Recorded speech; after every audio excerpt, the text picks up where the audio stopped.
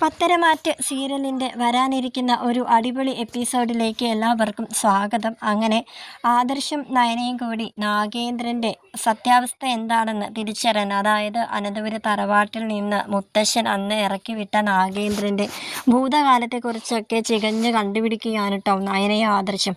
അപ്പോൾ അവരൊരു ലാസ്റ്റ് ഒരു സത്യം മനസ്സിലാക്കുകയാണ്. വേറൊന്നുമല്ല, നാഗേന്ദ്രൻ അങ്ങനെയൊക്കെ കാണിച്ചതിന് പിന്നിൽ പുറകിൽ ആരെങ്കിലും ഉണ്ടായിരുന്നോ, അതോ നാഗേന്ദ്രൻ കുറ്റക്കാരനായി എന്ന മുത്തശ്ശന് തെറ്റുപറ്റിയതാണോ എന്നൊക്കെയുള്ളൊരു സംശയമാണ് കേട്ടോ ആദർശിൻ്റെയും നയനയുടെയും മനസ്സിലിപ്പോൾ.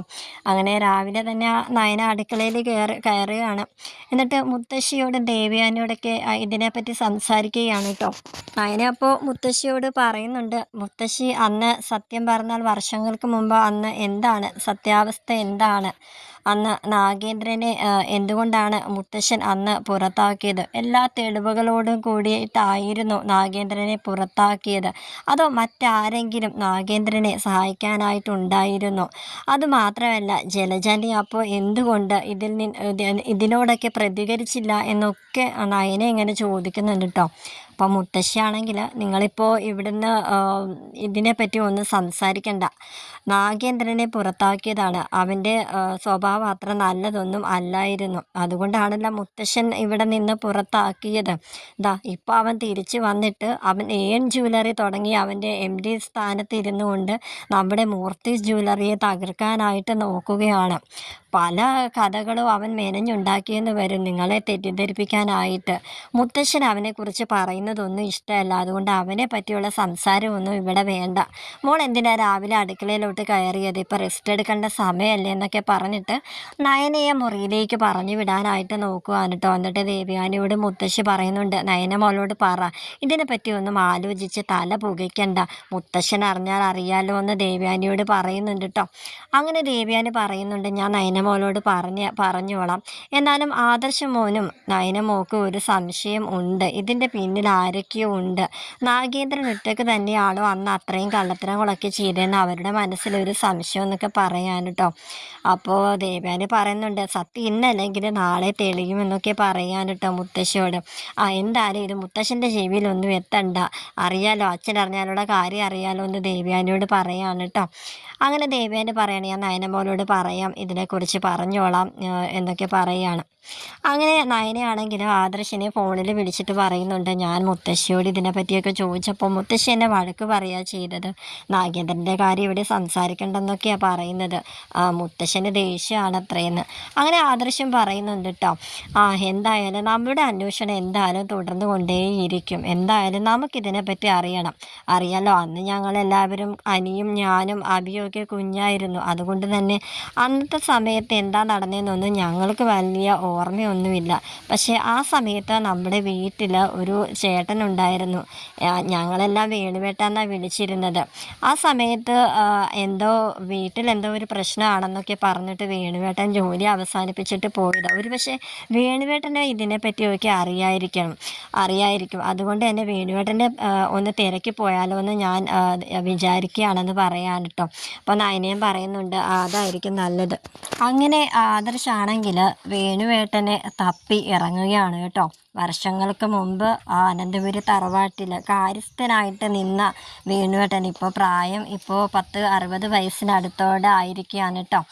അങ്ങനെ വേണുവേട്ടൻ്റെ വീട് കണ്ടുപിടിച്ച് അവിടേക്ക് ആദർശ് ചെല്ലുകയാണ് കേട്ടോ. അപ്പോൾ അവിടെ ചെല്ലുമ്പോഴത്തേക്കും വേണുവേട്ടൻ ആകെ തീരെ വയ്യാണ്ട് ഇങ്ങനെ കിടക്കുകയാണ്, മക്കളും മരുമക്കളൊക്കെ വീട്ടിലുണ്ട് കേട്ടോ. അങ്ങനെ ആദർശ് വേണുവിൻ്റെ അടുത്തേക്ക് ചെന്നിട്ട് പഴയ കാര്യങ്ങളെക്കുറിച്ചൊക്കെ ചോദിച്ചറിയാനായിട്ട് ശ്രമിക്കുകയാണ്. ഓരോന്നോരോന്നായിട്ട് വേണു ഓർത്തെടുക്കുന്നുണ്ട് കേട്ടോ. അങ്ങനെ വേണുവിൻ്റെ സംസാരത്തിൽ നിന്ന് ആദർശിന് ഒരു കാര്യം മനസ്സിലായി, നാഗേന്ദ്രൻ നിരപരാധിയാണെന്നുള്ളൊരു കാര്യം, നാഗേന്ദ്രൻ ഒരു തെറ്റും ചെയ്തിട്ടില്ല എന്നുള്ള കാര്യമൊക്കെ ആദർശ് മനസ്സിലാക്കുകയാണ്. പിന്നെ ആരാണ് ഇതിൻ്റെയൊക്കെ പിന്നിൽ നിന്ന് കളിച്ചത് എന്നുള്ളൊരു സത്യം കൂടി ആദർശ് തിരിച്ചറിയുന്നുണ്ട് കേട്ടോ. പക്ഷേ ആദർശ് ഒന്നും തന്നെ മറുപടി ഒന്നും വേണുവിന് തിരിച്ചങ്ങോട്ട് കൊടുക്കാതെ, കാരണം വേണു ആ ഒരു പേര് പറയുമ്പോഴത്തേക്ക് ഉള്ളിൽ ഒരുപാട് സങ്കടത്തോടെ അവിടെ നിന്ന് ഇറങ്ങാൻ കേട്ടോ ആദർശ്. നേരെ നയനയുടെ അടുത്തേക്ക് ചെന്നിട്ട് എല്ലാ കാര്യങ്ങളും വീട് പറഞ്ഞ് എല്ലാ കാര്യങ്ങളും സംസാരിക്കുകയാണ്. അങ്ങനെ അനിയുടെ അച്ഛൻ അജയനാണ് ഇതിൻ്റെയൊക്കെ പിന്നിൽ എന്നുള്ള ഒരു കാര്യം നയനയോട് ആദർശ് സങ്കടത്തോടെ വെളിപ്പെടുത്തുകയാണ് കേട്ടോ. അങ്ങനെ നയന അപ്പോൾ വിശ്വസിക്കാൻ പറ്റുന്നില്ലല്ലോ, ഇത് എന്തായാലും ഇത് മുത്തശ്ശനോട് പറഞ്ഞാലേ ആവത്തുള്ളൂ എന്നൊക്കെ പറയുമ്പോഴത്തേക്കും ആദർശ് അപ്പോഴും പറയുന്നുണ്ട്, ഇല്ല നമുക്ക് കുറച്ചുകൂടി തെളിവുകൾ നമുക്ക് കിട്ടേണ്ടതായിട്ടുണ്ട്. ഞാൻ എന്തായാലും ഫയലുകളൊക്കെ, അതായത് കുറച്ച് വർഷങ്ങൾക്ക് മുമ്പുള്ള ഫയലും കാര്യങ്ങളൊക്കെ എല്ലാം നമ്മുടെ ഓഫീസിൽ തന്നെ ഇരിപ്പുണ്ടല്ലോ. കുറച്ച് ഫയലും കാര്യങ്ങളൊക്കെ സ്റ്റോർ റൂമിലും വെച്ചിട്ടുണ്ട്. ഞാനെല്ലാം ഒന്ന് പഠിക്കട്ടെ എന്നിങ്ങനെ ആദർശ് പറയാൻ കേട്ടോ. അങ്ങനെ ആദർശാണെങ്കിൽ ജ്വല്ലറിയിലേക്ക് ധൃതി പിടിച്ച് പോകാൻ കേട്ടോ. അവിടെ നിന്ന് അവൻ കുറച്ച് പഴയ ഫയലുകളൊക്കെ തപ്പിപ്പെറുക്കി എടുക്കുന്നുണ്ട്. അങ്ങനെ ഇത്രയും നാൾ ആ ഒരു ജ്വല്ലറിയിൽ നടന്ന തിരിമറികളൊക്കെ അവൻ തനിയെ കണ്ടുപിടിക്കുകയാണ്, ആദർശ് കണ്ടുപിടിക്കുകയാണ്. അങ്ങനെ എല്ലാ തെളിവുകളും എടുത്തുകൊണ്ട് അവൻ നേരെ അനന്തപുരി തറവാട്ടിലേക്ക് വരികയാണ് കേട്ടോ.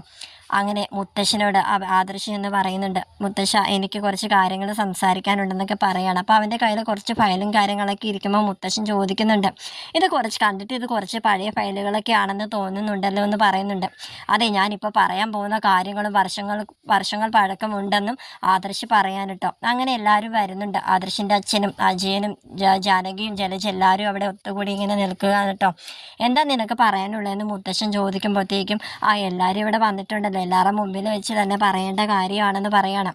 അങ്ങനെ നാഗേന്ദ്രനെ കുറിച്ച് പറയുമ്പോൾ തന്നെ ജലജ ചാടി ഇങ്ങനെ പറയുന്നുണ്ട്, ചാടിക്കയറി പറയണം, എന്തിനാ അയാളെക്കുറിച്ച് ഇവിടെ എന്തിനാ സംസാരിക്കുന്ന, എന്ത് കാര്യത്തിനാണ്? അയാൾ ഒരു ചതിയൻ തന്നെയാണ്, അതുകൊണ്ടല്ലേ ഇവിടുന്ന് അച്ഛൻ തന്നെ അയാളെ ഈ വീട്ടിൽ നിന്ന് പുറത്താക്കിയത്. ഇപ്പോൾ AN ജ്വല്ലറിയുടെ MD ആയിട്ട് അയാൾ ഇപ്പോൾ നമ്മുടെ ജ്വല്ലറിയെ തകർക്കാനും നോക്കിക്കൊണ്ടിരിക്കുകയാണ്. അയാളെ ആണോ ആദർശ് നീ ഇങ്ങനെ പൊക്കി പറഞ്ഞുകൊണ്ടിരിക്കുന്നത്? ഈ വീട്ടിലേക്ക് പിന്നെ അയാളെ ഇനി കയറ്റണമെന്നാണോ നീ പറഞ്ഞു വരുന്നതെന്നൊക്കെ പറയാൻ കേട്ടോ. ജലജാൻ്റെ അവിടെ ഒന്ന് സംസാരിക്കാതെ നിൽക്കാമോ? എനിക്ക് പറയാനുള്ളത് എന്തായാലും ഞാൻ പറഞ്ഞ് അവസാനിപ്പിക്കത്തുള്ളൂ എന്ന് ആദർശ് പറയാണ്.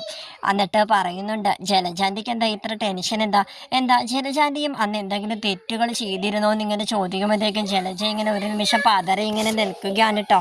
അജയനാണെങ്കിൽ ഭയങ്കര ടെൻഷൻ അടിച്ചിട്ട് ഇങ്ങനെ ആദർശിൻ്റെ അച്ഛൻ്റെ മുഖത്തേക്ക് ഇങ്ങനെ നോക്കുന്നുണ്ട് കേട്ടോ. അപ്പോൾ അവർ രണ്ടുപേരും ഭയങ്കരമായിട്ട് ഇങ്ങനെ ടെൻഷൻ അടിച്ച് ഇങ്ങനെ നിൽക്കുകയാണ്. അപ്പോൾ ആദർശ് പറയുന്നുണ്ട്, ഇവിടെ തെറ്റ് ആര് ചെയ്താലും അത് കുറ്റകരം തന്നെയാണ്, അറിയാമല്ലോ. കുറച്ച് നാൾക്ക് മുന്നേ മുത്തശ്ശൻ എന്നെ ഈ വീട്ടിൽ നിന്ന് പറഞ്ഞു വിട്ടിരുന്നു. അന്ന് ഞാൻ വളരെ സന്തോഷത്തോടു കൂടി തന്നെയാണ് ഈ വീട്ടിൽ നിന്ന് ഇറങ്ങിപ്പോയത്. കാരണം മുത്തശ്ശൻ ന്യായത്തിൻ്റെ ഭാഗത്ത് മാത്രമേ നിൽക്കത്തുള്ളൂ എന്നുള്ളൊരു ബോധ്യം എനിക്ക് ഉണ്ടായിരുന്നു. പക്ഷേ ഇത്രയൊക്കെ ന്യായം കണ്ടുപിടിക്കുന്ന മുത്തശ്ശൻ എന്തുകൊണ്ട് നാഗേന്ദ്രൻ്റെ ശരിയായ ഇത് തിരിച്ചറിഞ്ഞില്ല, ശരിയായ മുഖം എന്തുകൊണ്ട് തിരിച്ചറിഞ്ഞില്ല എന്ന് മുത്തശ്ശനോട് ചോദിക്കുകയാണ് കേട്ടോ. അപ്പം മുത്തശ്ശൻ പറയുന്നുണ്ട്, നീ എന്തൊക്കെ ഈ പറയുന്നത്? ഞാൻ വ്യക്തമായ തെളിവുകളോട് കൂടി തന്നെയാണ് ഞാൻ അവനെ കൈയോടെ പിടിച്ചത്. അവൻ്റെ മുറിയിൽ നിന്നാണ് എനിക്ക് നമ്മുടെ ജ്വല്ലറിയിൽ നിന്നുള്ള സ്വർണ്ണങ്ങൾ അത്രയും തന്നെ കിട്ടിയത്, അല്ലാതെ വേറെ ആരെയും മുറിയിൽ നിന്നില്ല. അവൻ്റെ മുറിയിലുള്ള സ്വർണം അപ്പോൾ വേറെ ആരെങ്കിലും കൊണ്ട് വെച്ചതായിരിക്കും എന്നാണോ നീ ഈ പറഞ്ഞു വരുന്നത്? എന്നാൽ പിന്നെ എന്തുകൊണ്ട് അവൻ അന്ന് അതിനെക്കുറിച്ചൊന്നും പറഞ്ഞില്ല?